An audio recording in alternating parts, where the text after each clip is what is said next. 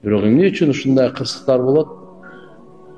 Жараткан Алла Таала Кур'ан-ы Каримде айтат: "Биз силерди, аларды чоң азаптан алдын кичине азап менен, мындайча айтканда даам тарттырабыз азапты. Оорук, кырсык, апат, гале. Мүмкүн силер жаман иштериңерди таштап, жакшылыкка кайтаарсыңар. Мүмкүн арам жашоону таштап, адал жашаганга кайтаарсыңар" деген максатта. Ошондон туугандар, ар бир жараткан Алла Тааланын тарабынан келгенде биз табигый кырсык деп андай эмес. Жараткан Алланын бул сыноосу.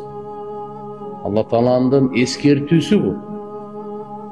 Себеп бул ааламда бир кыпындай, кыпын ордунан кыймылдабайт Алланын каалоосуз. Бир жалбырак дарактан үзүлүп түшпөйт Алланын каалоосу. Бир тамчы суу асмандан Алланын каалоосуз түшпөйт. Бир тамчы суу.